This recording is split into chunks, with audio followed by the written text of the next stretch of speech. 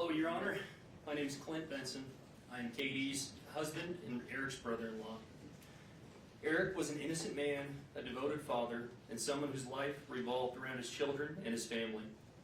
Because of Kouri's choices, he never had the opportunity to say goodbye to his children, to reassure them, to share the final moments every family deserves.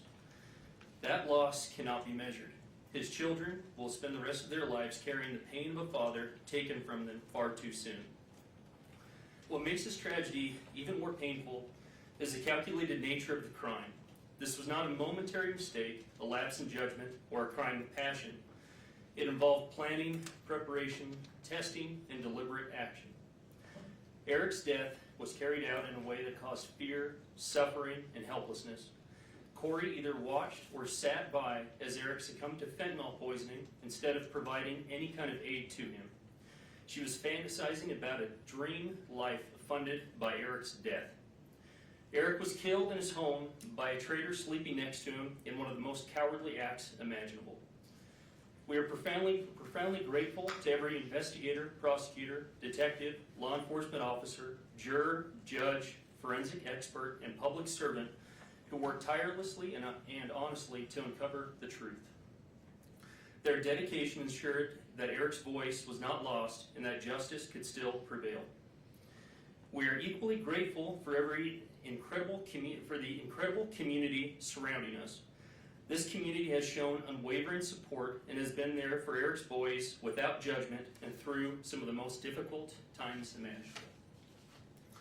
The boys are succeeding and thriving because of the people around them who continue to provide support and look out for their safety.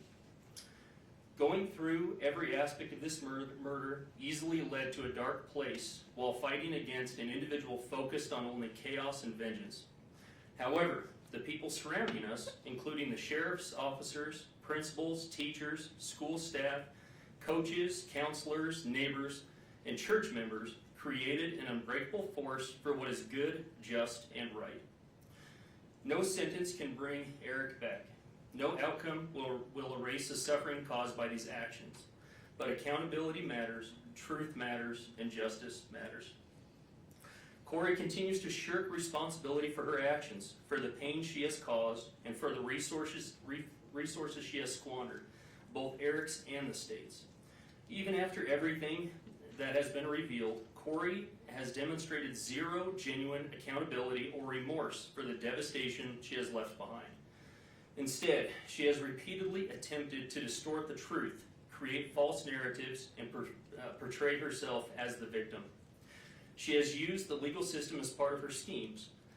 There has been lawsuit after lawsuit, motion after motion, delay after delay, all in an effort to shift blame away from the person responsible.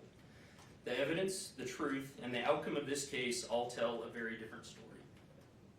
What is especially concerning is the continued hostility from Kouri and her family, as well as their desire for vengeance directed towards our family, a family already devastated by an unimaginable loss. Statements they have made about going to war and getting the Richins demonstrate an ongoing mindset rooted in blame, anger, and retaliation, rather than remorse or acceptance of responsibility. Kouri will continue to try to convince the public that she was a good mother through media outlets that choose not to research or report on the countless motions and facts presented in this case or other cases, but instead simply regurgitate the false narratives of a sick and evil person. Kouri and her family continue to plan media campaigns focused on lies, targeting anyone foolish enough to spend time listening to them. Kouri is not before this court because she was mistreated, because she is a victim, or because the Richins family manufactured a false narrative that she and the Darden family would like to portray. She is before this court because of the choices she has made, choices that resulted in Eric's death and permanent trauma to anyone who has loved him. Kouri chose pride, seeking to project an image of success. Kouri chose adultery and lust, prioritizing her secret lover over her husband and her children. Kouri chose fraud and greed, hoping to profit from Eric's death. Kouri chose murder, and she continues to choose vengeance against the victims of her actions. The time for Kouri to make choices is at an end. Now it is time for her victims to choose. Please let Eric's children have a chance to choose lifelong peace, comfort, security, success, and happiness. I ask this court to impose a sentence of life without parole, a sentence that truly reflects the gravity of this crime, the irreversible harm caused to our family, and the calculated choices that led to Eric's death. Thank you, sir.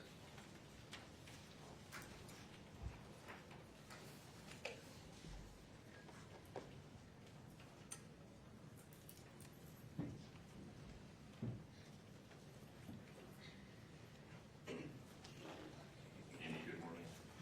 Good morning. Honorable Judge Mrazek, my name's Kouri Richins. I'm Eric Richins' sister. Today, I'm here to speak as a victim and to speak for Eric because he no longer has a voice. I addressed this court in 2023 when we were living in a state of visceral shock.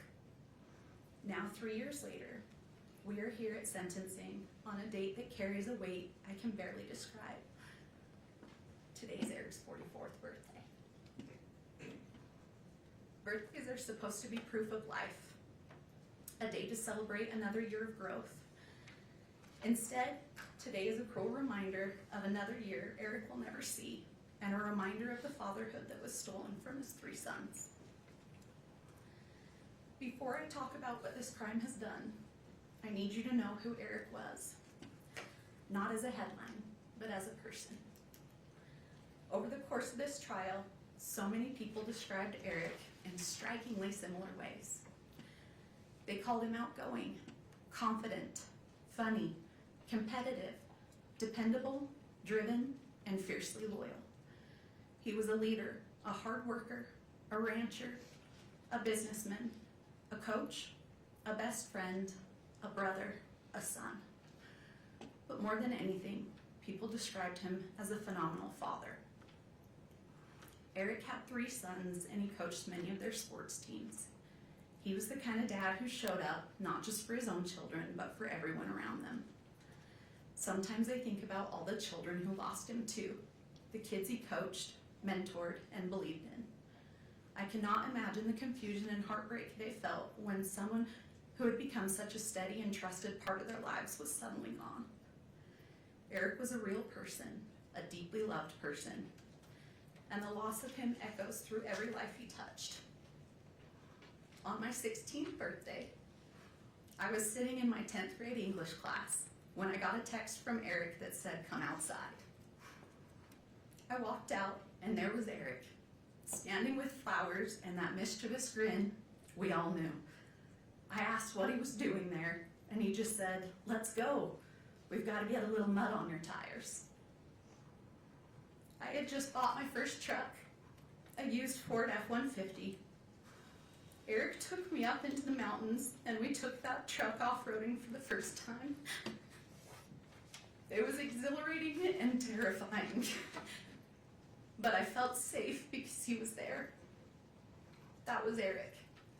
He made life bigger.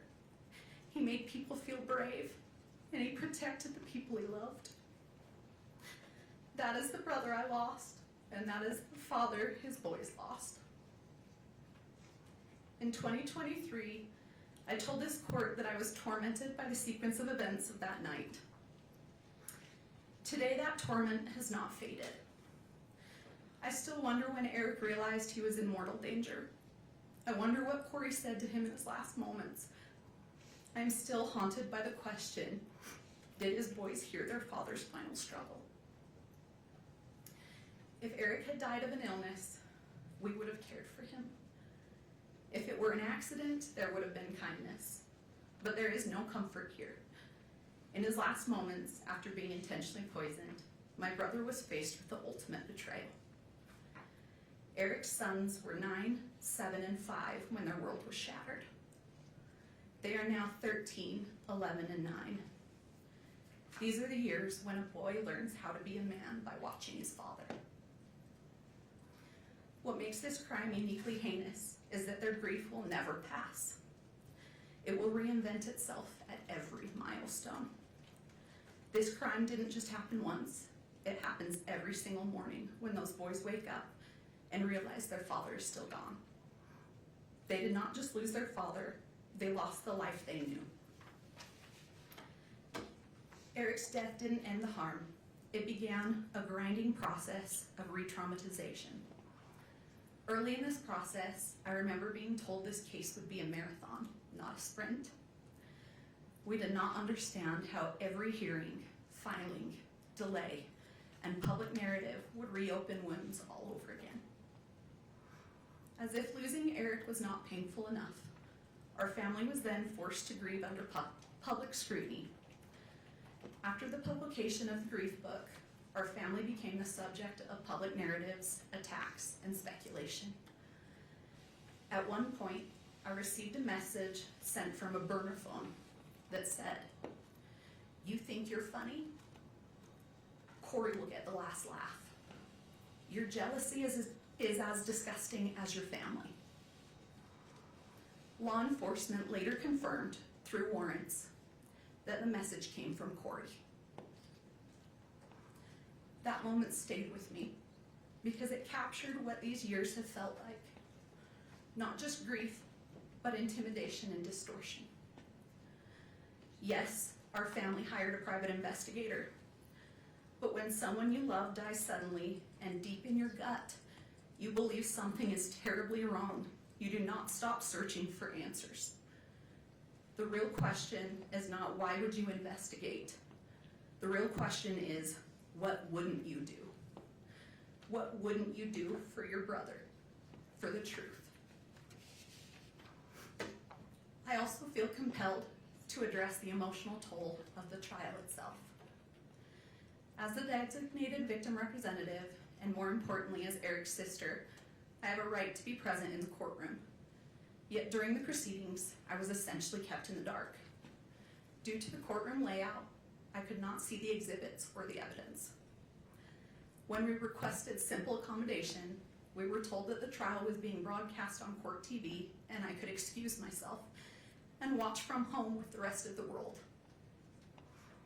Being told that my right to be here was interchangeable with a television broadcast was a profound violation. I did not want to watch Eric's life and death as content from my couch. I didn't want to go home after a grueling day and listen and watch it all over again. I had a right to be here, to face the evidence directly. Still, to this day, I have not been able to rewatch the trial because it's so time-consuming and painful to relive. I still have not seen all the evidence that was presented. Your Honor, I need to say this clearly. Someday, those boys will grow up and look back at the records of this trial. I need the truth to be the only thing they find.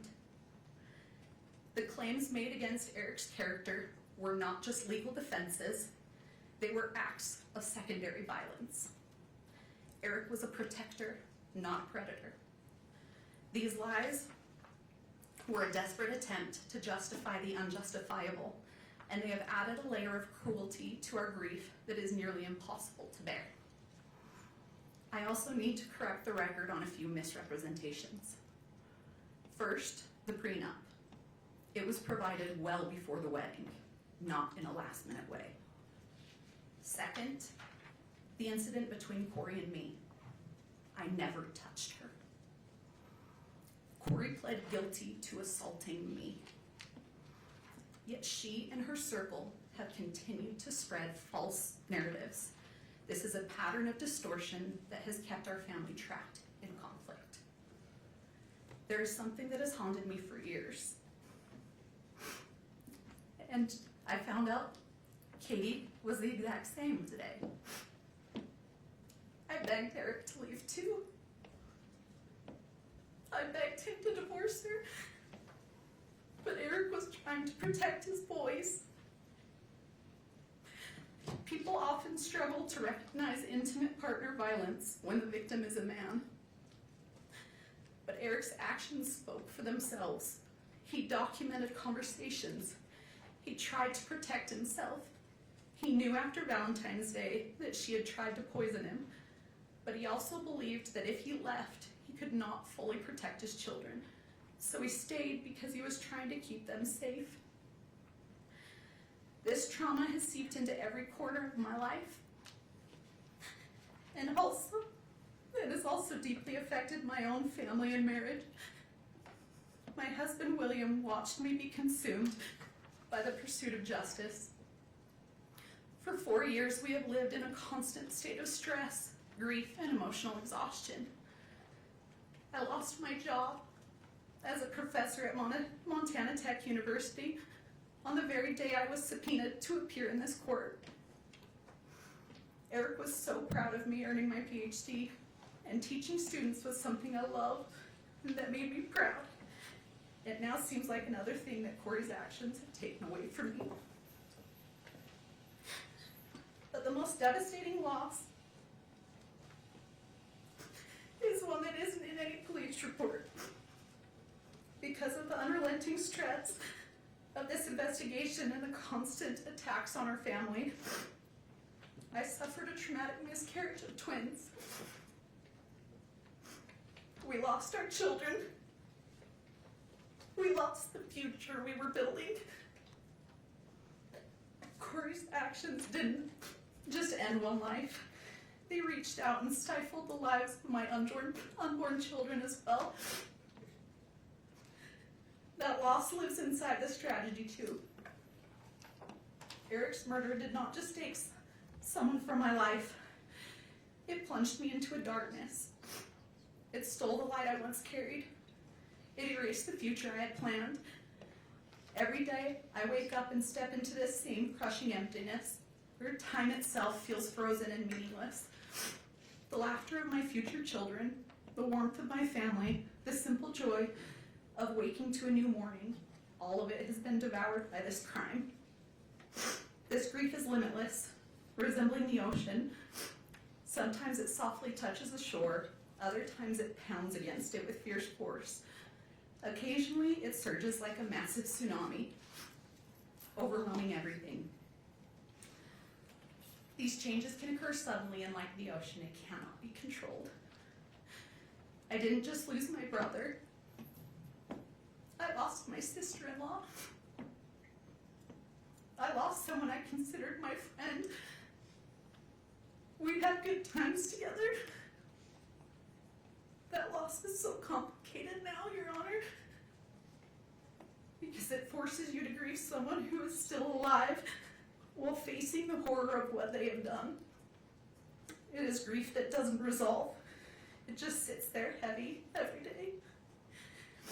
This crime has fractured our family in ways outsiders cannot understand. One of the most painful realities is that my husband and I do not get to see our nephews. This tragedy has created a wall of trauma between us, and that feels impossible to climb. Because of this crime, we are no longer present in those boys' lives the way Eric would have wanted. In 2023, I told this court I never knew evil like this existed. Everything I have witnessed since has confirmed that. Kouri did not just kill Eric, she attempted to kill the spirit of everyone who loved him. She lied to his children, she lied to the world, and has shown no remorse while dancing on his grave for profit. Your Honor, a parole-eligible sentence is not a conclusion. It is a reoccurring nightmare. It guarantees that every few years, Eric's sons will be notified that their father's murderer is seeking freedom. It forces them to relive the trauma repeatedly for decades. Eric died trying to be his children's shield. He can no longer protect them, so now the responsibility falls to this court. I ask you to provide these boys with the finality and safety they deserve. I ask you to ensure that the noise of Kouri Richins never enters their lives again. For the years of suffering we have endured, for the children who will grow up without their father, and for the life she stole from Eric and the peace she stole from us, I respectfully ask that you sentence Kouri Richins to life without the possibility of parole. Happy birthday, Rico.